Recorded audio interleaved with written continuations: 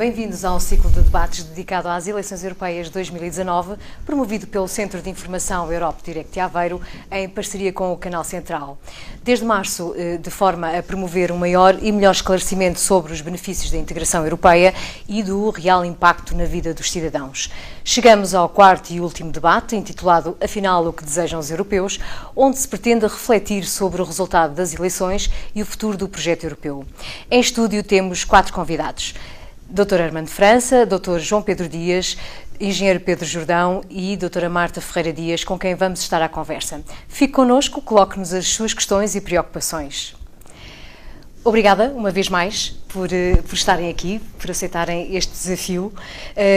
E, embora sebejamente conhecidos, eu peço a todos para fazerem uma brevíssima apresentação sobre cada um de vós e sobre o trabalho que desenvolveram e desenvolvem na atualidade. E começava já pelo Dr. Armando França.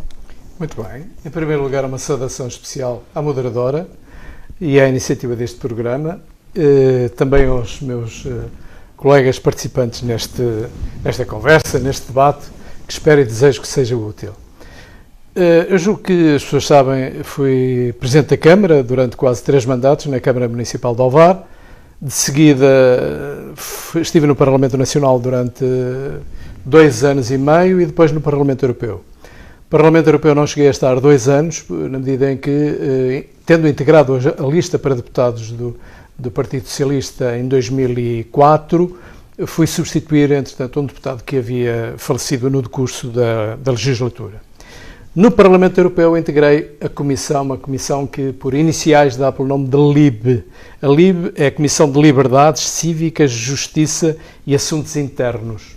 Durante esse período, durante esses 22 meses, para que as pessoas tenham uma ideia concreta daquilo que se passa no Parlamento Europeu, eu fiz 18 intervenções em plenários, apresentei 13 perguntas à Comissão Europeia e ao Conselho, perguntas sobre questões muito concretas, elaborei 2 relatórios, um relatório sobre o reconhecimento mútuo de sentenças penais no âmbito dos Estados-membros e um outro relatório sobre a melhoria da cooperação entre as unidades especiais de intervenção dos Estados-membros em situações de crise. Queria sublinhar que nestes 22 meses ainda fiz uma outra coisa que achei que poderia ser útil para a nossa região, para Aveiro. Foi uma exposição de artes plásticas, consegui reunir artistas plásticos da Aveiro e da região, que se reúnem à volta da Aveiro Arte, e no Parlamento Europeu, num dos grandes salões do Parlamento Europeu, promovia uma exposição de artes plásticas de artistas da nossa região e bem assim, uma mostra gastronómica da gastronomia da região centro, numa articulação perfeita, na altura, com a Rota da Luz. Portanto, foram 2 meses intensos, 22 meses intensos no Parlamento Europeu, abordando questões de política geral, evidentemente, mas também transportando para o Parlamento Europeu questões concretas do nosso país e da nossa região. Passo então ao João Pedro Dias. João Pedro, o que nos pode falar de si, da sua atividade, porque sabemos que se dedica de corpo e alma, não é, a estas questões europeias e fala muito destas questões. Bom, eu também começo naturalmente por saudar a Maria Manuel, os companheiros de conversa mais do que de debate, e obviamente esta iniciativa do Canal Central, a quem desejo os maiores e os melhores votos, porque parece-me que é verdadeiramente importante que a Aveiro e que a nossa região saiba aproveitar as novas potencialidades do mundo em que estamos inseridos, nomeadamente as facilidades que as tecnologias de comunicação e de informação nos proporcionam. Eu costumo dizer que vi-me muito por acaso, e o Dr. Armando França, dos presentes, será eventualmente o único que conhece a história, vi-me muito envolvido na lecionação de questões ligadas aos assuntos europeus a partir de 1989, um pouco por acaso.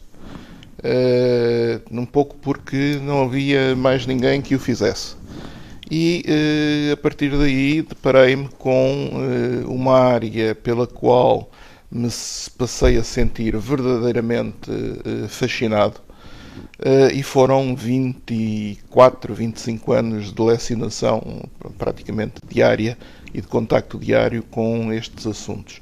Quando também por outras vicissitudes a parte docente teve que sofrer uma interrupção, mesmo assim continuei, digamos, um pouco por conta própria, a dedicar-me a estudar, a investigar temas relacionados com a integração europeia, a manter-me a par dentro do que é possível, dentro do mundo imenso que são estas questões relacionadas com a Europa e a União Europeia, a manter-me minimamente a par. Costumo dizer às vezes, um pouco, digamos, por brincadeira, que me considero um investigador freelancer, quer dizer, vou fazendo, vou trabalhando, e dentro daquilo que me é possível e dentro do que, digamos, dos convites que vão surgindo, vou tendo uma participação a melhor que sei que posso e que, digamos, contribuindo no fundo para a divulgação, para o esclarecimento de muitas das questões que hoje se colocam em termos e em torno da União Europeia. Estou hoje aqui com muito prazer, tenho estado em várias outras iniciativas e, portanto, vamos, digamos, participando, exercendo esta missão cívica dentro das possibilidades e daquilo, enfim, do que vai surgindo. Marta. Olá, Marta. Muito obrigada pelo convite. É uma colaboração já antiga, tão antiga quanto o contributo que eu posso dizer que tenho para os assuntos europeus. Sou professora auxiliar e investigadora da Universidade de Aveiro, na área da Economia. Sou diretora da licenciatura e sou responsável pela Unidade Curricular da Economia Europeia há 11 anos. E durante todo este tempo o que tenho feito ainda há bocadinho conversávamos, é exatamente tentar que a cidadania e a cidadania europeia especificamente seja incluída no currículo, porque a unidade curricular está no terceiro ano, é uma unidade obrigatória do terceiro ano da licenciatura em Economia, e o que sinto, o que faço é tentar despertá-los para as questões europeias, para aqueles que ainda não estão despertos, que tenham esse chamamento, digamos, que eu penso que devia ser de todos, mas às vezes é preciso uma ajuda, e eu penso que é aí que eu posso dar o meu contributo, e com a experiência que tenho tido do contacto com os jovens, que em 11 anos já tive alguns anos de eleições, não é? Portanto, em que o ano todo, por exemplo, teve a ver sempre com a discussão de temas que lhes eram queridos ou em que eles se preocupavam, e tendo sempre que o currículo académico da unidade curricular toque esses temas e que eles possam discutir e que tenham contacto.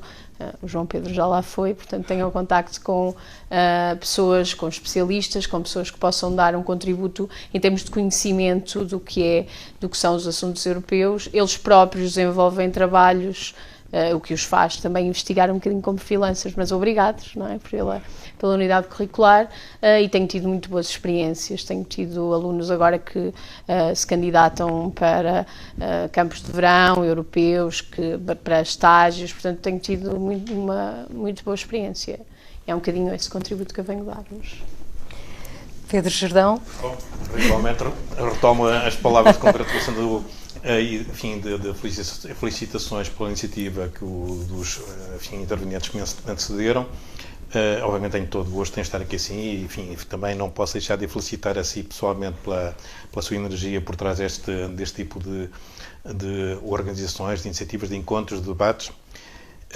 Relativamente a mim, para, enfim, tentar contextualizar um pouco o espírito e o ângulo de abordagem que eu faço das questões europeias, talvez deva descrever um bocadinho como se faz a minha articulação, a minha abordagem, a minha visualização e interpretação das questões europeias.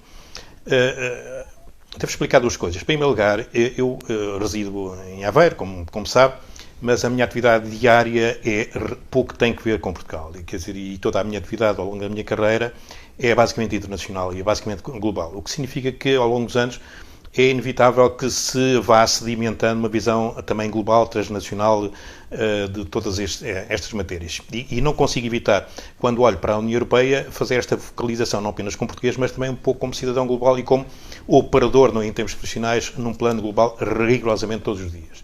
Enfim, o meu dia habitual, em qualquer meu dia habitual, eu provavelmente ao final do dia estive em contacto com empresários e académicos e membros do governo, etc., para aí de uns, pelo menos 15 países pelo mundo fora. Mas também decorre um pouco do meu background também académico e profissional, a forma talvez compulsivamente interdisciplinar que tenho ao olhar para as questões da Europa e para quase tudo, para lhe falar com franqueza. Portanto, para tentar perceber este tipo de abordagem, que provavelmente irá transparecer nos meus comentários, deixe-me, enfim, sublinhar o seguinte. A minha formação académica inicial é de engenharia, sempre ligada às novas tecnologias, à inteligência artificial, à transformação digital, mas toda a minha formação académica, porque foi decorrendo da minha atividade profissional, foi basicamente feita no estrangeiro, nos Estados Unidos, a Suíça e Hong Kong, em áreas como, não apenas essas áreas de transformação digital, mas também em áreas como a geopolítica, a defesa, por esquisito que pareça relacionar umas áreas com as outras, política internacional, geopolítica, o que significa que a minha atividade profissional tem sido estranhamente também multi e interdisciplinar. Como membro do Conselho de Administração e Presidente de várias empresas em países diferentes, também em Portugal, naturalmente, como professor no ensino superior, também aliado a estas várias áreas, e também como conselheiro, consultor, enfim, de governos, empresas, um pouco por todo lado. Como sabe, também faço muitas conferências e dá-me sempre muito gosto de fazer conferências, quer cá em Portugal, quer no estrangeiro. Relativamente às questões europeias, naturalmente este meu enquadramento prévio não deve fazer surpreender que eu tenha uma abordagem que comece por, enfim, olhar para a Europa de fora.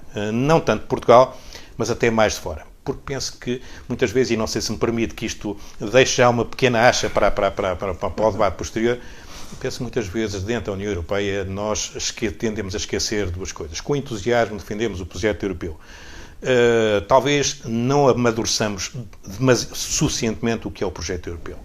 E sejam quais forem as convicções que nós temos, quando faz a pergunta que está subjacente ao título deste debate, o que é que os portugueses querem da Europa, não sei se esta é exatamente a expressão, mas é mais ou menos equivalente. Bom, o que é que os cidadãos europeus querem da Europa? Bom, nós não vamos saber enquanto não lhes perguntarmos. E não podemos construir a Europa, até para bem dos valores europeus, que incluem a democracia e o primado dos cidadãos, não podemos tomar este tipo de decisões, por mais convencidos que estejamos da leitura e do projeto europeu concreto que cada um de nós defende, não temos o direito de ir cilindrando os cidadãos europeus, a fazê-los aceitar, quer gostem, quer não gostem, algo de que não sabemos enfim, exatamente o que pensam e que nunca consultamos. E, segunda questão, não podemos olhar para a Europa como se estivesse desligada do mundo. E muitas vezes, para lhe falar com toda a franqueza e com todo o respeito para com todos os intervenientes nas questões europeias, fico com a sensação de que os políticos europeus vivem num universo paralelo que pouca relação às vezes tem com o mundo real. E parece que por vezes se perde a noção de que muitas ideias que nós estabelecemos para a Europa, metas estratégicas para a Europa, etc., podem fazer sentido no vazio, no abstrato, mas às vezes são formadas de um modo que eu tenho poucas dúvidas de que são totalmente irrealistas em relação ao mundo concreto em que quer queiramos, quer não, estamos contextualizados. Muito obrigado pela sua paciência. Obrigada eu. De facto, é consensual, tanto para apoiantes como para eurocéticos, que o projeto europeu, nas últimas décadas, foi um exemplo para o mundo na preservação da paz e na difusão do progresso. E efetivamente, segundo o Eurobarómetro, e vai um pouco na linha daquilo que acabou de referir, os portugueses estão entre os cidadãos com a opinião mais favorável em relação à União Europeia. Cerca de 82% dos inquiridos consideram que o país beneficiou em ser membro da União Europeia. Mais de 60% das leis europeias têm implicações diretas na vida dos cidadãos. Mas, e por isso mesmo, há um contrassenso, não é? Sentimos que pertencemos à União Europeia, que pertencer à União Europeia nos beneficia, mas há uma fraca adesão às eleições europeias. O que é que tem que mudar? Falámos já em comunicação, de alguma forma. O que é que acham que tem que mudar para que temos que perguntar, não é? O que é que acham que tem que mudar para que efetivamente o cidadão se sinta europeu e queira participar ativamente nas eleições e na cidadania, portanto na vida ativa europeia? Se me permite, e vou citar uma conservadora, uma escritora e uma senhora, muito recentemente no Jornal Expresso, com certeza leram, dá uma entrevista interessante, que é a Anne Applebaum, do Royal School of Economics. Ela, há 15 dias talvez, disse uma coisa muito interessante. Disse que aquilo que nós já sabíamos, que é nestas eleições para o Parlamento Europeu, são as únicas eleições em que os 400 milhões de europeus têm possibilidade de participar democraticamente com o voto. A senhora disse o resultado da participação dos europeus foi bom. 50% dos europeus já há 20 anos que não se registrava uma tão grande adesão. E o entrevistador perguntou-lhe, mas então porquê estes 50%? Ele disse, muito provavelmente, pelo aparecimento de partidos da extrema-direita com uma grande agressividade a disputar os palcos até aqui tradicionais da direita-centro e do centro-esquerda, não é? E nós ficamos todos a refletir sobre isto e sobre a eventual verdade disto, mas interrogamos-nos, entretanto, sobre Portugal. Mas como é possível se em Portugal a percentagem é bastante inferior, foram 36%, salvo erro, de participação nas eleições para o Parlamento Europeu. E a entrevistadora, na sequência, a Anne, na sequência a entrevistada diz, bem, isso aconteceu porque Portugal, por enquanto, pelo menos por enquanto, não tem uma extrema-direita tão agressiva como aquela que existe no... Eu não sei se a senhora tem de todo razão. Eu acho que ela terá uma parte da razão. Agora, no que respeita a Portugal, há muitos anos, falávamos disso há momento, há muitos anos que não há um interesse manifesto dos portugueses pelas questões europeias, e o interesse que há quase se reduz ao período eleitoral. Começa a discutir-se agora qual será a solução para. Eu acho que ninguém tem a verdadeira solução. Já se vai apontando para um aumento de utilização das ferramentas eletrónicas, nomeadamente da utilização de redes sociais, olha, disto que estamos aqui a fazer, e de os partidos se mobilizarem numa lógica de aproximação junto do cidadão através das novas ferramentas eletrónicas que pouco têm sido utilizadas. Mas eu não sei também... Algumas a nível internacional foram muito usadas, não é? Foram muito usadas. Mas eu também não sei se será essa a verdadeira explicação. Sabe, cada deputado no Parlamento Europeu, as pessoas saberão disso, mas cada deputado tem uma cota em cada ano, não é por legislatura, em cada ano, de pessoas que pode convidar para levar ao Parlamento Europeu. Eu salvo, se a memória me não falha, ronda 80 a 100 pessoas por ano. E o dinheiro para levar as pessoas não sai do bolso do deputado, sai do orçamento do Parlamento Europeu. Muitos dos deputados utilizam esse benefício em função dos seus compatriotas para os levar ao Parlamento Europeu. E o que, apesar disso, pelo menos em Portugal isso acontece, eu sei que a esmagadora maioria dos deputados utiliza isso, e o que eu verifico é que, apesar disso, os anos passam e a adesão em Portugal às questões europeias, apesar disso, apesar da viagem ser gratuita, apesar de no Parlamento Europeu serem conduzidos muitos benefícios, não é? De tudo isso, apesar de em Bruxelas e em Estrasburgo, apesar disso, eu não vejo que haja, por parte dos votantes, dos cidadãos, uma adesão aberta e franca às questões europeias. E vai ser preciso muita conversa, muita imaginação para aumentar a participação, nomeadamente dos portugueses, sobre as questões europeias. É a minha opinião. Mas os colegas dirão. Olha, eu sobre isso penso o seguinte. Nós costumávamos ensinar nas aulas de ciência política que existem duas maneiras de criar organizações políticas. Estados, organizações infraestruturais, etc. Ou criar do vértice para a base, ou fazê-las refletir um desejo das bases que acabam, digamos, por dar origem ao nascimento da própria entidade. O projeto europeu, quer nós queiramos, quer não, foi produto de uma elite. Foi aquela elite europeia que viveu as agruras da Segunda Guerra Mundial.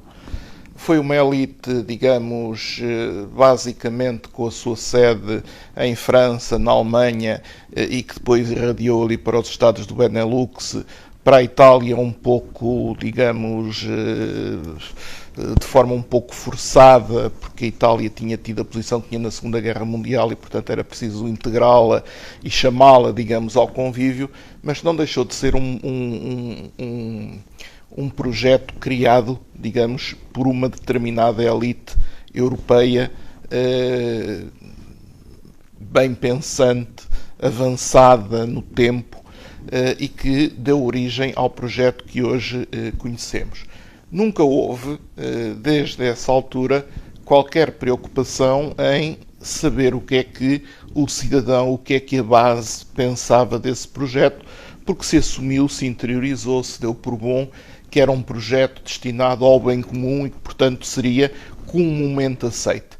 E as coisas foram andando, mas foram andando à medida que a sociedade também se foi estruturando, em que a sociedade civil também se foi fortalecendo e em que a sociedade civil também começou a exigir uma certa participação, ter uma certa voz, ter uma certa, digamos, um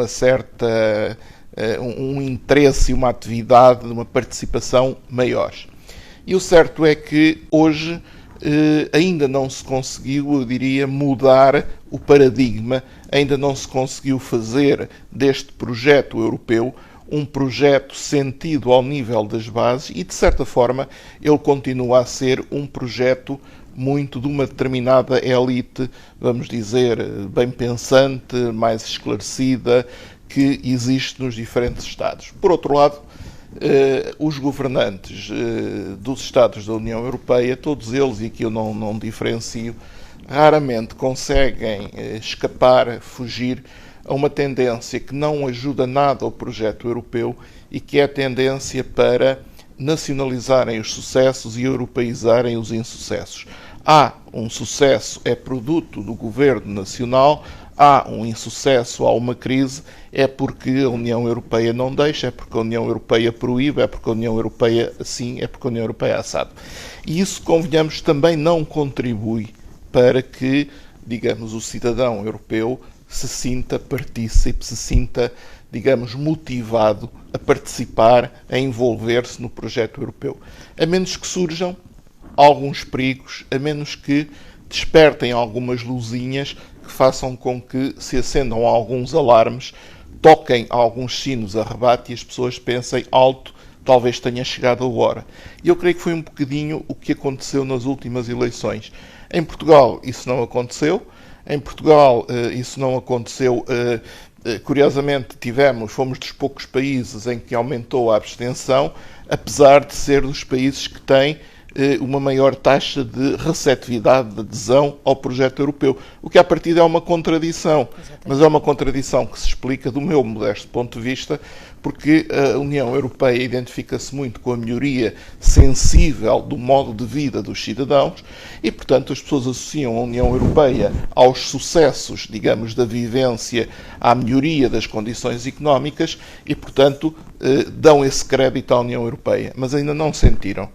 Ainda não se acenderam aqui as luzinhas que se acenderam em alguns países que fizeram com que o cidadão vá às urnas. E eu aqui subscrevo e, digamos, ofereço modestamente o merecimento, não é dos autos, mas é da declaração parcial do Dr. Armando França. Creio que quando essas luzinhas se começarem a acender, os cidadãos, desculpe-me o plebeísmo, que não são parvos, e que podem andar distraídos, mas não são desatentos,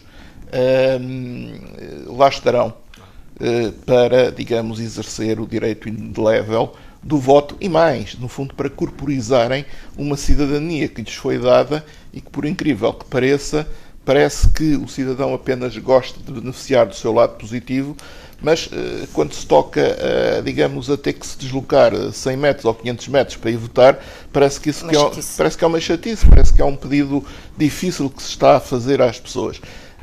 Por um lado é bom sinal, mas tenho esperança que, obviamente, a situação, à semelhança do que aconteceu na Europa, também entre nós se possa reverter.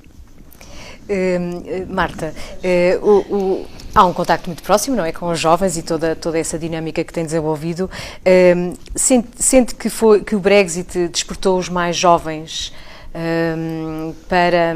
Não sei, eu só ia dizer que concordava perfeitamente com os meus companheiros de debate, sendo que, no meu caso, eu fui apanhada desprevenida por este valor da abstenção. Talvez exatamente porque o universo que conheço e as pessoas com quem falo são pessoas jovens, não é? Algumas delas nunca viveram antes algumas não, todas elas nunca viveram antes da adesão de Portugal, portanto, sempre viveram com as 4 liberdades, sempre, não é? Têm os programas Erasmus, têm estas questões todas, e todos eles me parecem sempre muito, muito empenhados nas discussões. Aliás, é dos elogios que fazem aos meus estudantes, é que eles de facto se empenham quando estamos a falar de questões europeias. Mas e nomeadamente este ano, em ano de eleições, houve muita preocupação pelas questões da extrema-direita, das questões de xenofobia, não é? Tudo isso despertou neles a necessidade de explicar que a Europa não é isso, e portanto a Europa não sendo isso, a União Europeia não sendo isso, que as pessoas deviam questionar e deviam procurar mais informação e deviam ir votar. Portanto, para mim foi uma surpresa, não sei se foi para os restantes, mas para mim foi, até a afluência às urnas, quando eu fui votar estava imensa gente, eu não me lembro de nenhuma eleição, portanto eu ainda por cima fui enganada pelas circunstâncias, porque depois à noite achei aquilo esquisitíssimo e os jovens não terem votado. Pronto, para mim foi complicado de explicar, exatamente porque eu não conheço essa realidade. Penso que sim, eu acho que tudo na Europa aconteceu assim, eu não vivo também assim há tanto tempo na Europa, não é? Mas tudo aconteceu por reação, não é? Nós normalmente tudo evolui por reação e os 50% da restante Europa foi isso, também na minha modesta opinião foi isso, foi uma reação àquilo que se pensa que é contra os valores da Europa, não é? É contra e, portanto, quem está a favor deve mobilizar-se. Em Portugal, de facto, isso não aconteceu e nós tivemos na simulação do Parlamento Europeu um jornalista a falar das fake news e destas questões da utilização das redes sociais para veicular informações falsas que as pessoas pudessem partilhar muito e, portanto, induzir outros em erro. E ele dizia, de facto, em Portugal nós estamos a começar, não é? Estamos na infância disto e as pessoas não sentiram essa necessidade de reagir. É uma questão de comodismo, não sei. Eu tive hoje, curiosamente, apresentações de trabalhos e 3 deles foram sobre a abstenção, numa cadeira de Economia Europeia, o que é engraçado, não é? Porque seria também mais propício a uma cadeira de Ciência Política, certamente, mas eles preocuparam-se em relacionar a abstenção com as 4 liberdades, por exemplo, ou com o Brexit, não é? A questão da pouca participação e o pouco interesse poderia causar mais exits que não só o Brexit. Até porque quando fomos numa viagem ao Parlamento Europeu, nós já fomos 2 vezes, eu fui 2 vezes, os meus alunos foram, não foram os mesmos, claro. Portanto, e quando estivemos em França vimos várias vezes Brexit, não é? E portanto eles ficaram atentos a essas questões. Relativamente ao Brexit, estava a Maria Manuela a perguntar, e desculpem ter divagado, se os preocupa, foi essa a pergunta? Se foi uma chamada de atenção, um despertar, assim, para... É o que eu digo, relativamente aos meus alunos, se calhar não, porque nas aulas falamos um bocadinho da história que é o Reino Unido e a União Europeia, que é uma história triste, singular, não é? Triste de amor e desamor, e portanto não sei se às pessoas que têm esta visão isto foi uma surpresa. Não, quer dizer, para mim foi uma surpresa ter acontecido, mas ao mesmo tempo, não é? Se calhar era dali que se estava à espera, possivelmente. Não sei. Uma das questões que nos foram sendo colocadas na promoção que fomos fazendo junto dos cidadãos e jovens e cidadãos adultos foi que efetivamente gostavam gostavam que fosse o cidadão a propor o deputado. Qual é a vossa opinião sobre... O Pedro Jordão, com certeza, quererá, mas eu ainda queria ir à anterior, de certo modo, que se prende. Porque estou aqui a olhar para os meus apontamentos e tenho aqui professores. O Tratado de Lisboa é um marco que se deve assinalar sempre no sentido de reforço das competências do Parlamento Europeu. Isto significa que, tendo sido as competências do Parlamento Europeu reforçadas estão as competências dos deputados, daqueles que representam a população, os cidadãos. Uma das alterações importantes do Tratado de Lisboa foi a chamada codecisão, isto é, decisões conjuntas entre o Parlamento que não tinha e o Conselho. Ou seja, aumentou agora a capacidade de intervenção do Parlamento Europeu a partir do Tratado de Lisboa nas coisas concretas, reais. A Anne Applebaum também se refere a isto, é muito interessante. Nas coisas concretas da União, dos Estados-membros.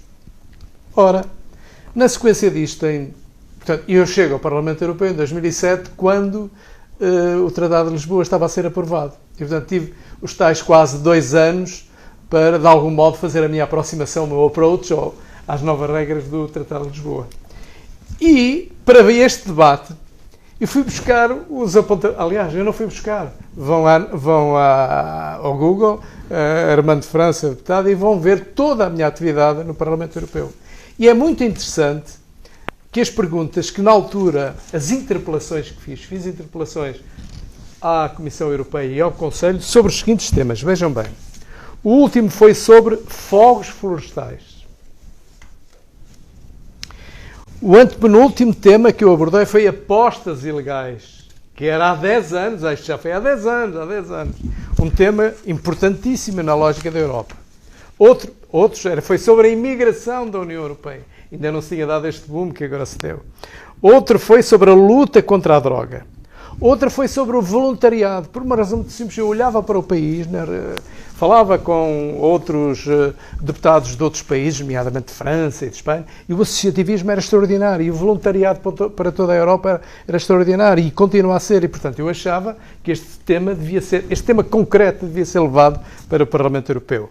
Outras foram questões de natureza judicial. Não é? O Corpo Europeu de Solidariedade. Solidariedade. Ora, portanto, estas questões concretas deviam ser transportadas, se quiserem, não já o parlatório para o combate político puro e duro, mas o parlatório do Parlamento Europeu, no âmbito das suas próprias competências, para que os deputados europeus possam tratar das questões concretas, das questões reais, como lhe chama a Ana, as questões reais e concretas dos Estados-membros e da União Europeia no seu conjunto. Faço-me entender. E, portanto, acho que este papel que deve ser, estas competências devem ser trabalhadas, usadas e desenvolvidas pelos nossos deputados no Parlamento Europeu, porque essa será uma forma também de aumentar a participação dos cidadãos, o envolvimento dos cidadãos nas questões europeias e, ao mesmo tempo, a sua participação depois em sede de pois, porque há pouco, como o João Pedro dizia, de facto, as campanhas foram muito nacionalizadas e, portanto, as pessoas não se identificam muitas vezes com a comunicação que é realizada pelos deputados e, portanto, ficam muito bem, sem saber e prefeririam escolher outra pessoa. O que eu quis não sei significar qual com é a isto, opinião que gostavam de... Maria Manuel, o que eu quis significar com isto é que eu acho que o Parlamento, e portanto muitos deputados, o Parlamento não é uma questão abstrata, é uma questão concreta, o Parlamento é o conjunto dos deputados, que ainda estão desfasados da realidade, e muitos ainda não fizeram esta aproximação ao mundo real da União Europeia, aos problemas reais da União Europeia, que são parcelarmente o conjunto dos problemas dos 28 Estados-membros, porque o Reino Unido ainda está Mas, portanto, o trabalho de contacto e proximidade que existe nesta campanha devia ser feito ao longo de toda a legislatura. Isto vai coincidir com tudo aquilo que antes foi dito, não é? Muito também. Bem. Uma das outras questões, eu gostava de obter a vossa opinião, é efetivamente o voto obrigatório. Portanto, existe em muitos países. Acham que poderá ser um caminho para a Europa, para a União Europeia? Sim, Pedro Jordão. Eu não quero parecer demasiado destrutivo e indisciplinar o debate, mas para falar com franqueza, das coisas que menos me preocupam são, por exemplo, a engenharia eleitoral, de como se enfim, programa o círculo e quem define a pessoa. Tudo isso é importante. E tudo isso acaba por poder favorecer ou desfavorecer o empenho e a motivação do cidadão para participar de tudo isto. Mas eu penso que há outros fatores que são ainda muito mais importantes.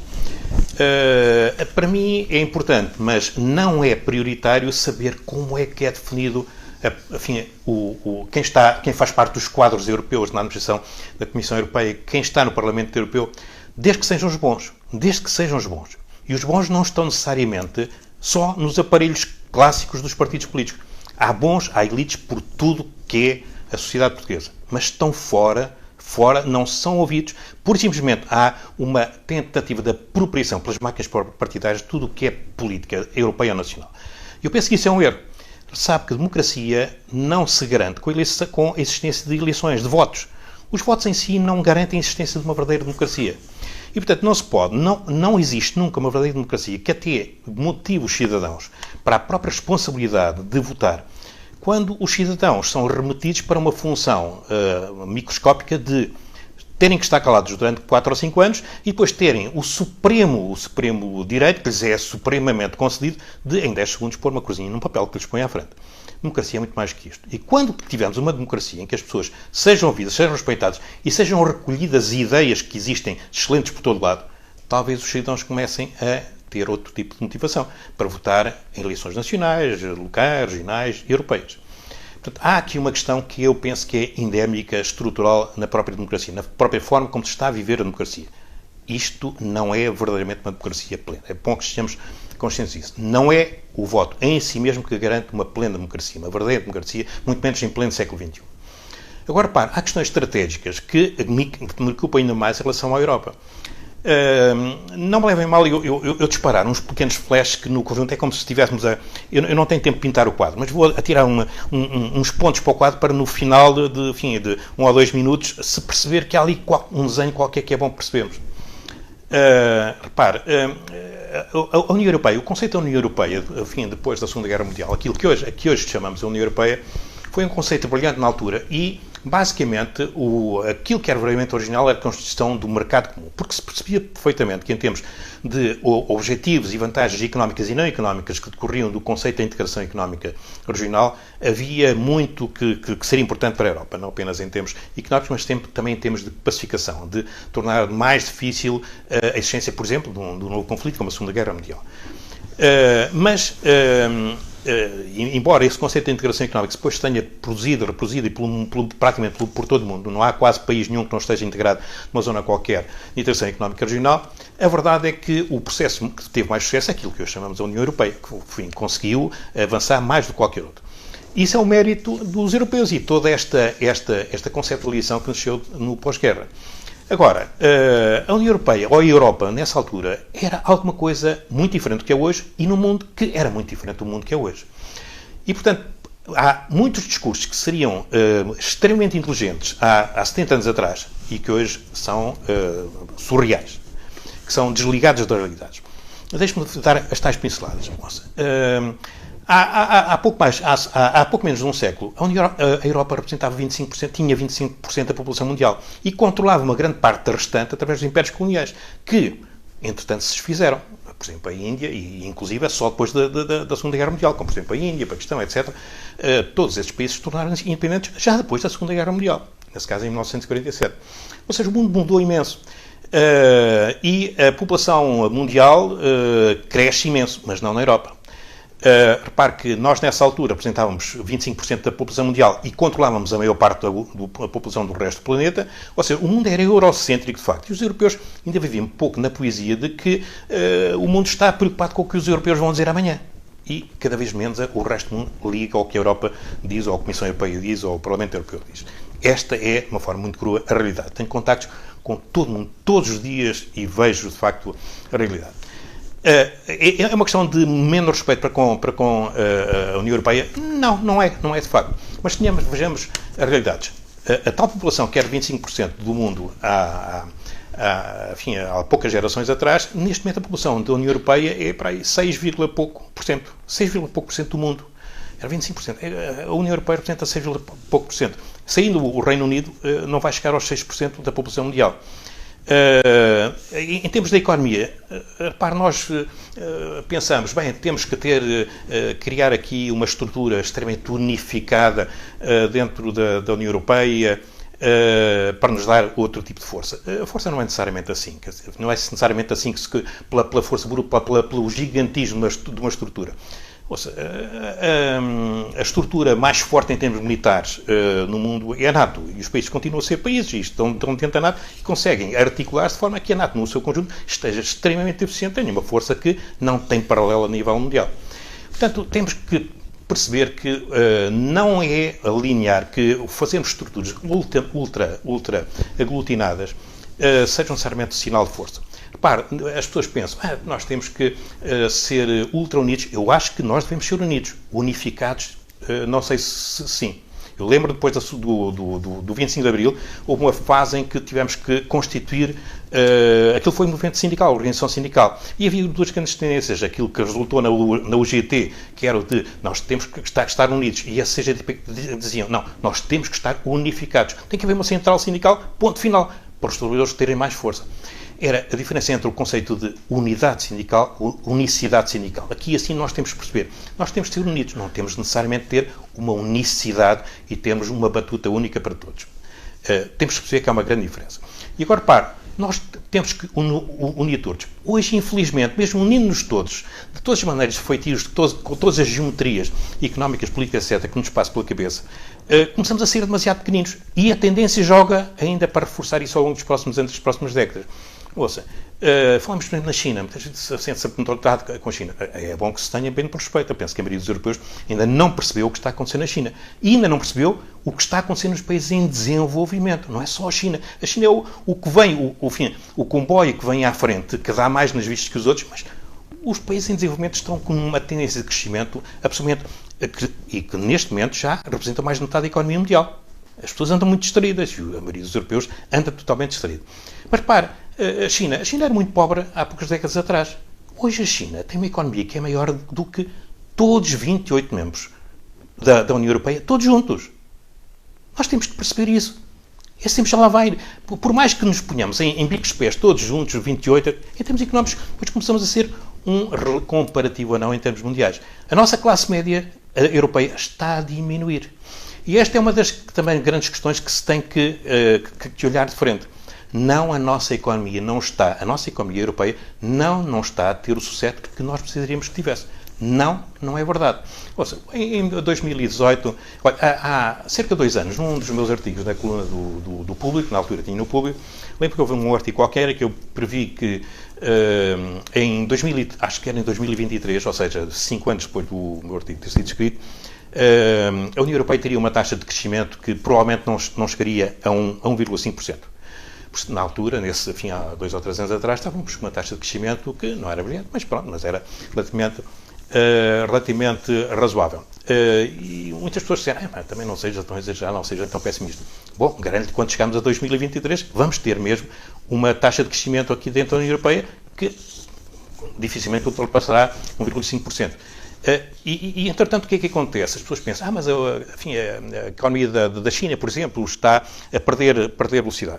É verdade, já esteve a crescer 10,tal%. Mas enquanto nós crescemos 1,8% no ano passado e 1,3% em 2009, a China cresceu 6,5% no ano passado, 6,3% este ano. repare, são diferenças abismais.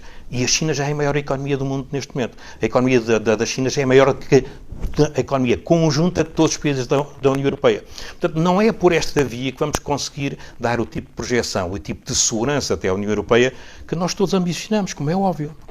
Até porque partilhamos muitos valores comuns, há uma matriz civilizacional comum, portanto, há muita coisa que nos une. E eu penso que seria um desperdício nós perdermos isto por falta de realismo, por falta de visão estratégica. Portanto, no fundo, era isso que eu também queria, neste momento, salientar. Não sei se querem... O problema era o voto obrigatório. Estava a esperar que alguém se pronunciasse. Eu ia lhe dizer que não, eu não subscrevo. Não subscrevo porque vi in loco uma determinada campanha eleitoral num grande país da América Latina e percebi bem o que é a formação de sindicatos de votos. E nessa circunstância, nesse momento, eu estabeleci... quer dizer, para mim serviu-me para arredar só esse argumento em si, para arredar a hipótese do sindicato de voto. Na União Europeia, eu creio que há apenas 2 Estados-membros um é a Bélgica e o outro creio que é a Dinamarca. Não tenho a certeza, mas sei que são apenas 2 Estados-membros. Portanto, essa não será a solução. Para mim, essa não será a solução para pôr os cidadãos a votar. João Pedro, concorda? Com toda a sinceridade e com toda a modéstia, não tenho opinião formada. Sempre vi o voto como um direito e, de um momento para o outro, perspectivar a transformação de um direito num dever, numa obrigação, um dever. Uma obrigação, se for obrigatório. Num dever que, por exemplo, no caso do Brasil, é sancionado economicamente se não for cumprido. Exatamente. Confesso que, digamos, a minha estrutura mental ainda não está preparada para assimilar essa transformação daquilo que é um direito num dever, numa obrigação. E não é uma obrigação natural, não é uma obrigação sem sanção. É uma obrigação, digamos, com sanção associada. Não consigo, digamos, ainda não consigo ter uma resposta.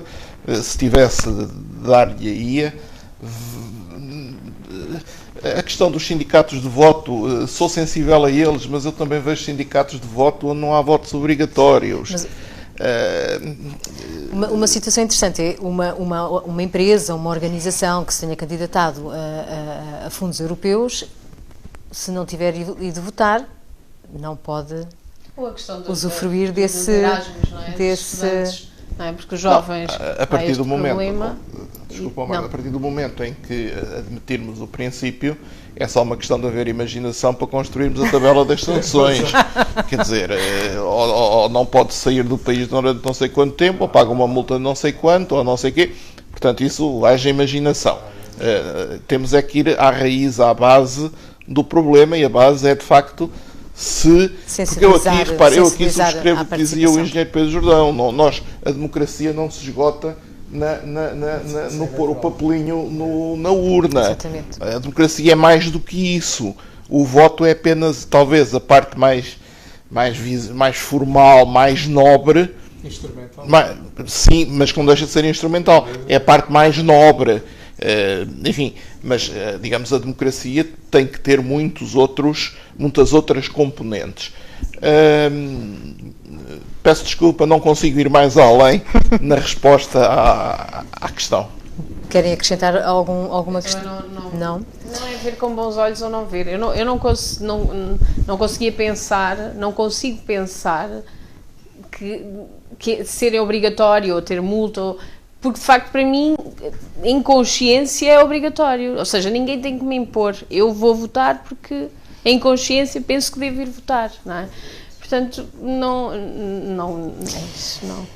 Com as eleições foram criados novos grupos parlamentares. Que alterações políticas se podem perspectivar para a União Europeia? Muitas. Eu acho que está tudo em aberto neste momento. Amanhã, hoje é 19, amanhã e 20 e 21 é o Conselho Europeu. Sim. E estamos todos cheios de curiosidade para saber o que é que vai acontecer. Qual é o papel do Conselho Europeu nesta reunião de 20 e 21? é consensualizar a proposta que têm que fazer sobre, em primeiro lugar, consensualizar o Presidente do Conselho Europeu. Depois, Já agora, qual deles é que acha que acham que vai avançar? Eu acho que ninguém sabe, não vale a pena estar com grandes palpites, porque o quadro dentro do Conselho Europeu é completamente novo, é diferente, e ainda lá está a Sra. Theresa May, veja, ainda lá está a Sra. Theresa May. Bem, mas então, o Conselho Europeu tem que consensualizar o seu Presidente, por unanimidade, se a memória me não falha, ou maioria qualificada. Maioria qualificada, exatamente, maioria qualificada.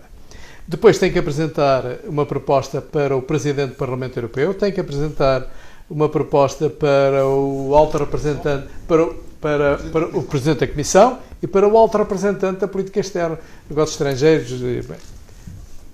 Ora, estamos todos cheios de curiosidade, porque verdadeiramente a partir daí é que nós poderemos começar a pensar o que é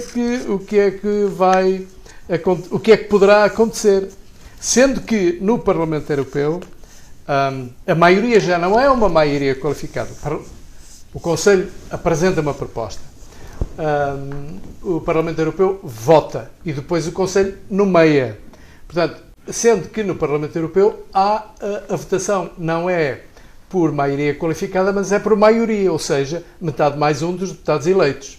Ora, o novo quadro do Parlamento Europeu é um quadro em que ninguém tem a maioria. Isto é, o PPE não tem a maioria, a ALDE, os liberais não têm a maioria, o PSE, Socialistas e Sociais-Democratas, não têm a maioria.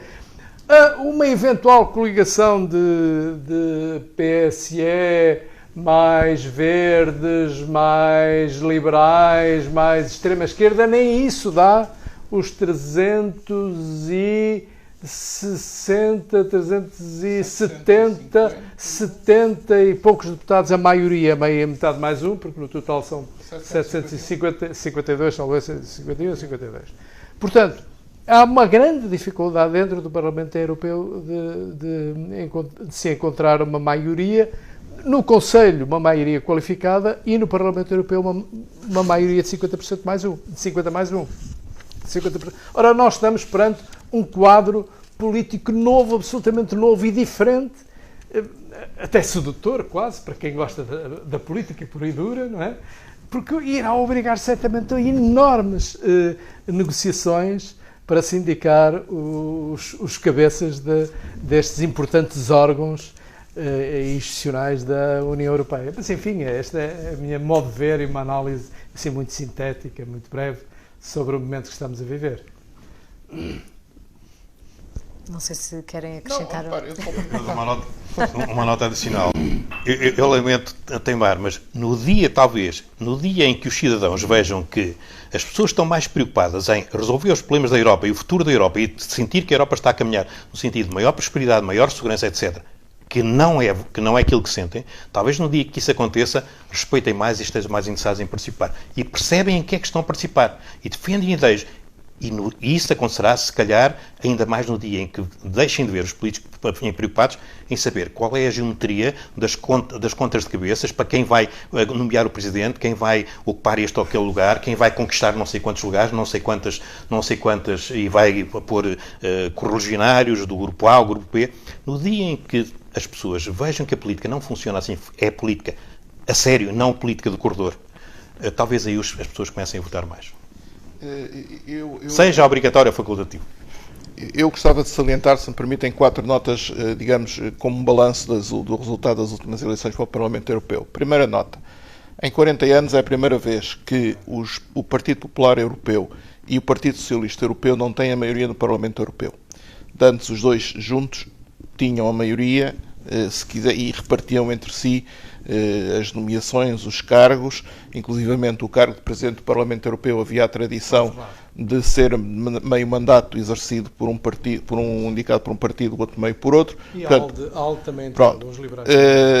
Portanto, pela primeira vez, socialistas e democratas cristãos e populares não têm a maioria e, curiosamente, ambos perderam votos nas últimas eleições.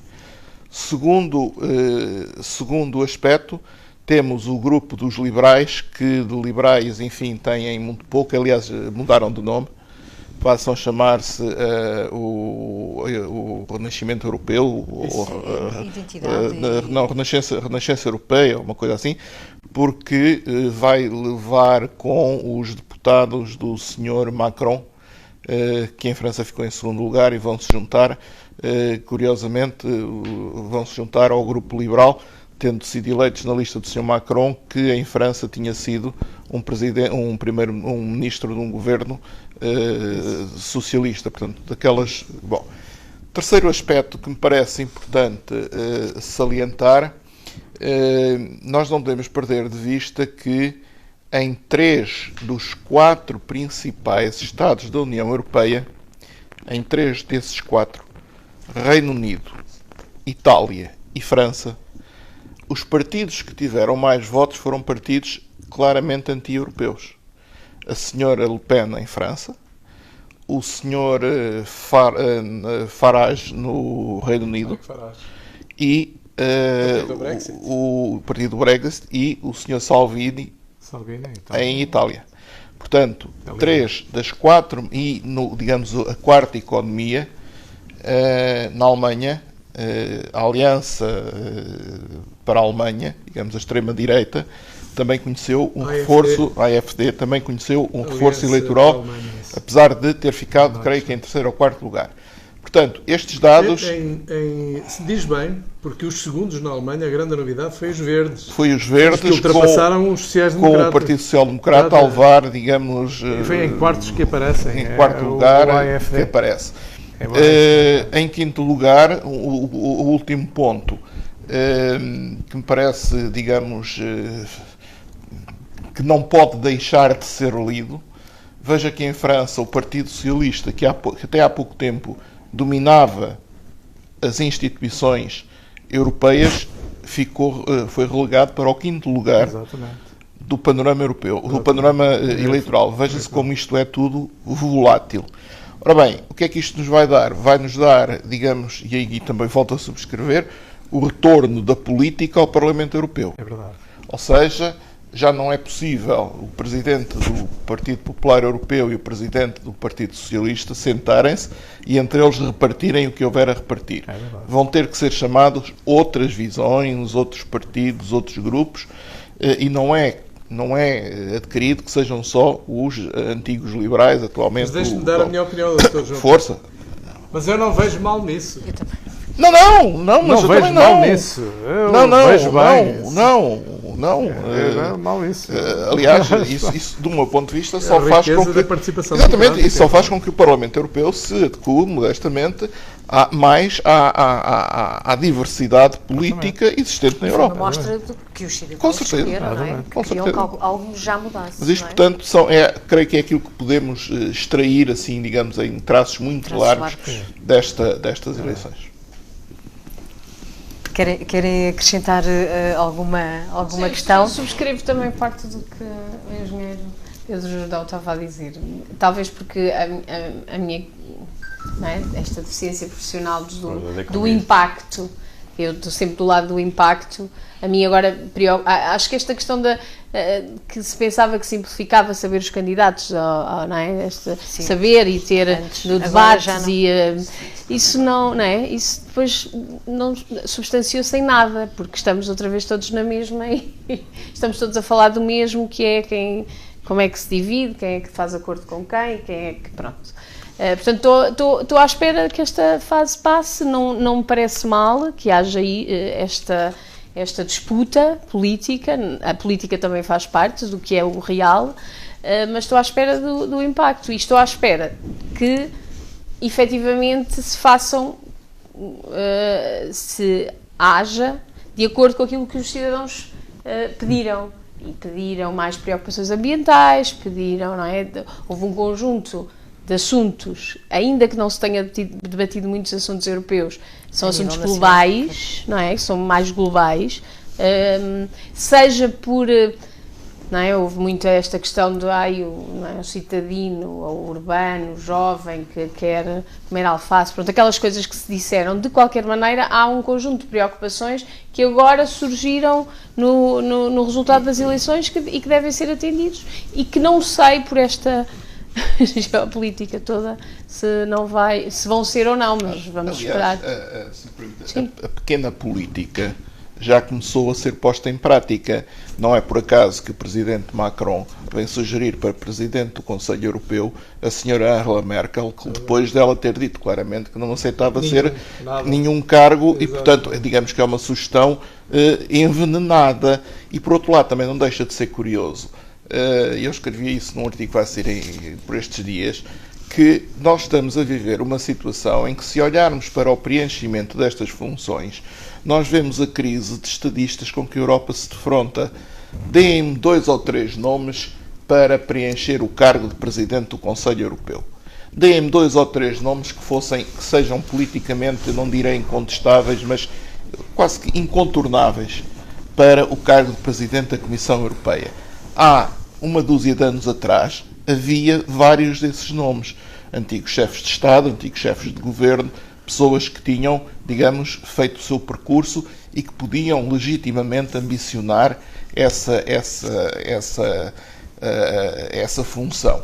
A partir de um momento que, para mim, eu consigo identificá-lo, mas não queria dizê-lo publicamente para não ferir suscetibilidades. A partir de um determinado momento em que há uma determinada escolha para Presidente da Comissão Europeia, eu acho que a função começou quase que a democratizar-se. A partir do momento em que X pode ser Presidente ou pode ter sido Presidente da Comissão Europeia, então quase que qualquer um já o poderá ser. Porque se hoje quisermos ter essa tal indicação dos 3 ou 4 nomes incontornáveis, eu vejo com muita dificuldade. Digam-me 3 ou 4 antigos primeiros-ministros, que é condição para ser Presidente do Conselho Europeu, que sejam, digamos, eu diria, pacificamente aceitáveis. Eu não digo que tenhamos que concordar, mas que, enfim, que tenham percurso, que tenham um currículo suficiente para o desempenho da função. Talvez tenhamos algumas dificuldades. Mas é algo que não é novo, não é? Porque já há um par de anos discutíamos isso, que é uma questão da liderança europeia, que se calhar vai um bocadinho de encontro à questão que o engenheiro falava, que é, de facto, nós queremos liderar em algo que não é desta forma de liderar. Sim, repare, é uma forma diferente de liderar. Sim, eu estou totalmente de acordo. Repare, nós temos não um conjunto de partidos políticos pela Europa fora que andam contínuos com os outros para, através das suas máquinas partidárias, dos seus dirigentes locais, regionais, etc., ir repartindo em nome dos países, apropriando-se dos nomes dos países, retalhar e competir por estes lugares, estas oportunidades, etc. Aquilo que está em causa são os povos. E os povos europeus, e por exemplo os 10 milhões de portugueses, tem imensa gente válida que não está em partido político nenhum, ou se está em algum partido político, não faz parte das estruturas partidárias. Sim. De onde saem, cronicamente, e quase que exclusivamente, com muito poucas exceções, quem vai para o governo, quem vai para o Parlamento Europeu, quem vai para a administração pública, etc. E isso asfixia o potencial dos povos. Os povos têm imensos valores, os portugueses têm imensos valores, que outros países reconhecem e aproveitam antes dos próprios portugueses. Portanto, há um desperdício tremendo e nós deixamos, enquanto o próprio povo, e os povos muitas vezes não são respeitados se não se dão ao respeito.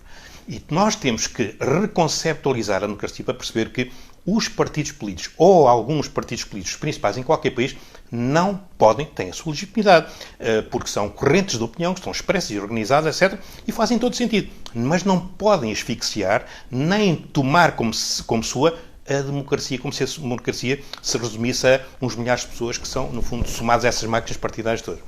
Portugal tem imensa gente capaz. A Europa tem imensa gente capaz. Podem não ser estes. Nós falamos em elites.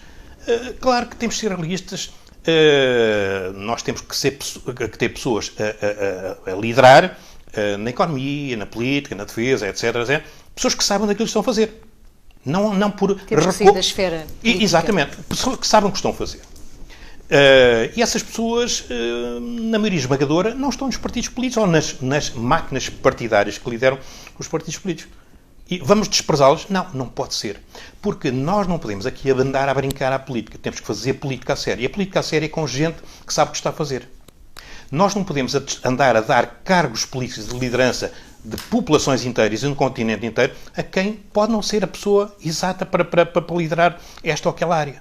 Tem que ter uma visão estratégica, tem que ter uma capacidade de liderança, tem que ter ideias. E muitas vezes estas pessoas não têm ideias. Tem que começar a demonstrar esse interesse, não é? Não, mas para. Agora... Tem que mostrar esse interesse. O problema é quando mostram interesse e são ostracizados. Porque parece que não passa pela cabeça de ninguém que, por exemplo, o Presidente do Conselho Europeu ou quem é indicado como candidato a deputado europeu ou deputado nacional tem que ser do partido político A ou B ou C que o indica nas suas listas. A maioria dos votantes não faz ideia, a maioria dos cidadãos portugueses não sabe nomear 2 ou 3 deputados europeus que dizem que o representam. Ou de deputados aqui assim do seu círculo eleitoral em Portugal. Portanto, há aqui uma crise conceptual da democracia. Aquilo que se diz com uma certa postura, que eu sou político, eu fui eleito, eu represento. Não, na verdade, não é bem assim. A maioria dos ditos representados não sabem quem representa. Portanto, não representa tanto como se quer fazer crer. Portanto, falta até uma certa legitimidade daquilo que nós consideramos que é uma representação formal do representado em relação àquele que diz que o representa. Mas, para além disso, talvez, repito, não quero repisar demasiado esta questão, a questão da competência. Quem está, não interessa se é Presidente do Conselho Europeu, se é Comissário, se é outra coisa qualquer, se é Deputado Europeu, se é Deputado Nacional, as pessoas têm que saber aquilo que estão a fazer. Têm que estar preparadas. Repare, eu não consigo conceber que, por exemplo, às vezes sejam nomeados ministros aqui, e não é só aqui, pessoas que, obviamente, não estão preparadas para aquele lugar. Há uma recompensa qualquer por serviços prestados, ou por simpatia, ou porque é ortodoxo, ou porque é um fiel. Não pode ser assim. E isso é, inclusive, desculpem, corrupção. Porque estamos a pagar em dinheiro que é dos cidadãos para pagar favores privados. E na Europa isso começa-se a sentir. Olha, a semana passada tive quase toda a semana... Eu julgo que o cidadão na Europa, está completamente de acordo com isso. Na Alemanha, as pessoas têm um tipo de consciência cívica. Eu vejo aqui em Portugal coisas no dia-a-dia, estas grandes escândalos, pequeninos escândalos, etc., que eu não consigo imaginar que se passem num país como a Finlândia ou a Dinamarca. Eu não consigo, porque lá as pessoas não têm o despudor para fazer as coisas que aqui se fazem, os abusos. Nem aqueles povos aceitariam ver no dia-a-dia aquilo que se vê aqui assim. E na Europa e em Bruxelas, a situação, se calhar, às vezes não é tão diferente assim. E um pouco por muitos outros países, felizmente nem todos. Portanto, no dia em que o voto obrigatório, facultativo, seja o que for, espontaneamente interessa o cidadão, porque percebe que está em causa para o seu presente, para o seu futuro, para o futuro dos seus filhos, em termos de bem-estar, em termos de segurança, em termos de desenvolvimento económico, em termos de prosperidade ou empobrecimento. A Europa está a empobrecer. E as pessoas, mesmo que não sejam os técnicos, as pessoas que olham para os números, as pessoas percebem isso. Para rematar e para não os cansar, deixa-me só dar aqui um indicador. Nós temos que perceber o que é que as pessoas realmente pretendem, esperam da sociedade, da política, etc. Ouça, a Pew Research, que é claramente quase que o Deus, digamos assim, dos estudos de opinião a nível mundial, respeitada em todo o mundo,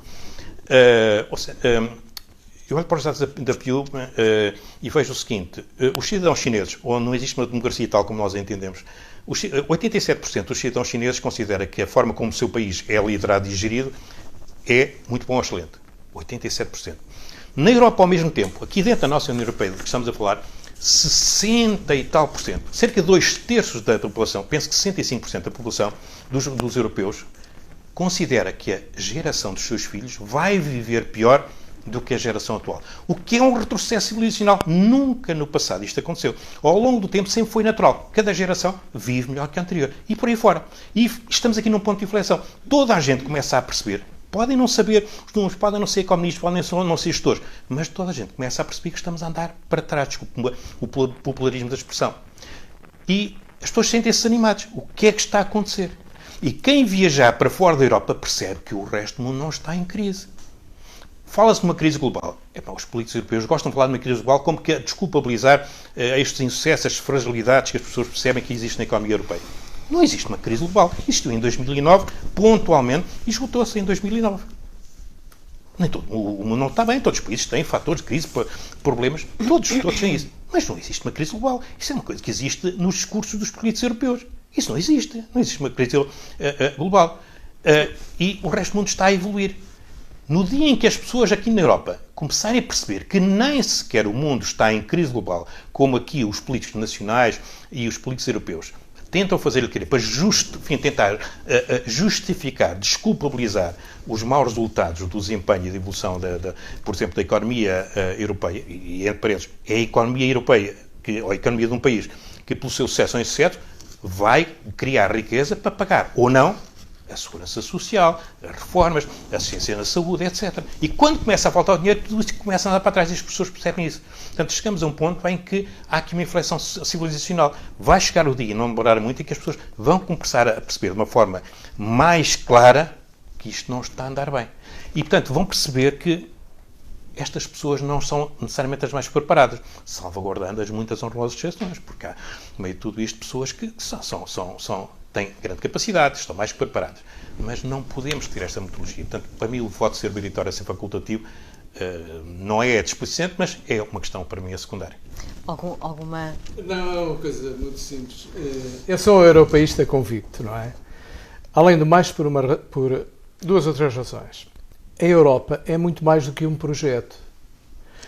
A Europa hoje chama-se União Europeia e esta União Europeia, à luz do Tratado de Lisboa, tem personalidade jurídica, portanto não é uma coisa abstrata, é uma coisa concreta e com personalidade jurídica. A Europa só ganha se for forte, tão mais forte quanto os seus próprios cidadãos e nós próprios, todos nós, não é uma coisa dos outros, é nós, saibamos sublinhar, enfatizar e conquistar cada um dos outros para os valores, para os princípios, para os direitos fundamentais na base da qual está construída a ideia da própria União Europeia. Este projeto, esta União, é única em todo o mundo. Não foi assente sobre as armas, nem assente sobre a ditadura, nem assente sobre a ortodoxia. Foi assente na base da democracia, da liberdade, da solidariedade e dos princípios. Veja o que é a Carta dos Direitos Fundamentais. É algo de extraordinário, único em todo o mundo. É um anexo ao tratado, mas é vinculativa. Só não foi subscrita, curiosamente, a Carta dos Direitos Fundamentais, pelo Reino Unido e pela Polónia. Curiosamente, eu não digo a Polónia, mas digo sobretudo o Reino Unido. Mas a verdade é que este grande projeto é um projeto único em todo o mundo, pelo qual nós, alguns de nós, e eu próprio, luto convictamente. E penso que os portugueses só têm vantagem em lutar por esta grande união e pelo reforço desta grande união, até para enfrentar as dificuldades. Todos sabemos de um colosso que é a Índia, de outro colosso não menos que é a China, não menos outro são players globais que é a Rússia e finalmente os Estados Unidos da América. A Europa e os europeus só ganham estando verdadeiramente unidos e reforçados à volta dos seus princípios, dos seus valores e dos direitos fundamentais. É a minha opinião. Querem acrescentar algum? Nós temos mesmo que terminar, já ultrapassámos o tempo que tínhamos definido, claro que sim. Eu sou um europeísta, por isso é que defendo os valores europeus, entre os quais o primado dos cidadãos para decidirem democraticamente o seu futuro e a serem ouvidos. Eu não queria terminar sem deixar de falar. O João Pedro Dias lançou recentemente uma obra, A Ideia da Europa. Que ideia ou que ideias da Europa é que estão registadas nessa obra? Muito rapidamente, no fundo é um trabalho de investigação que nos põe em destaque, dito de outra forma, praticamente desde tempos imemoriais tem havido uma tendência para conferir um mínimo de organização política a este espaço geográfico que chamamos Europa. Esse princípio de organização política tem sido tentado ao longo dos tempos de várias maneiras, por muitas formas, segundo muitos princípios. Foi tentado em torno da prevalência de determinadas raças sobre outras, em termos de prevalência de alguns Estados sobre outros, em termos de prevalência de algumas religiões sobre outras, e, portanto, no fundo, o que é que isto se pretende, o que é que o texto pretende evidenciar? Que a União Europeia é a pedra mais recente num processo, num caminho que vem de longe, que tem estes vários momentos, numa União Europeia que neste momento está em crise, mas que, curiosamente, e esta é talvez a grande ilação que eu tiro de um trabalho que não está ainda acabado, porque, digamos, ainda para o ter, digamos, acabado para mim próprio, faltam-me analisar duas questões fundamentais, que a seu tempo espero ter possibilidade de o fazer, mas qual é a grande ilação que eu tiro digamos, da investigação feita? É que se por um qualquer acaso, por uma qualquer fatalidade, a União Europeia viesse a sussurrar amanhã, no dia seguinte, uma nova ideia da Europa começaria a germinar. Até porque, curiosamente, dentro da própria União Europeia já começam a existir outras formas ténues, ligeiras, de novas ideias da Europa. Atentemos, por exemplo, numa coisa chamada o Grupo de Visegrado. Aquele conjunto de Estados formado pela República Checa, pela Eslováquia, pela Polónia e pela Hungria, em não poucas matérias tem uma posição completamente diferente da generalidade dos outros Estados que compõem a União. Portanto, a ideia da Europa é, digamos, a ideia de tentar dar uma organização política, de conferir uma unidade política a este continente, é quase tão antiga quanto a sua própria existência. E se por algum motivo esta, que foi aquela que chegou mais longe, acabar, outras virão, porque o projeto, eu creio que é imanente aos próprios europeus. À condição europeia. À condição europeia, exatamente. Obrigada mais uma vez pela vossa presença, a vossa partilha. Teríamos muito mais para conversar, mas não nos deixam conversar mais. Assim também que nos acompanhou, muito obrigada. Siga-nos nas redes sociais, acompanhe e deixe-nos as suas questões e as suas preocupações para que todos os nossos convidados possam responder. Muito obrigada, até à próxima.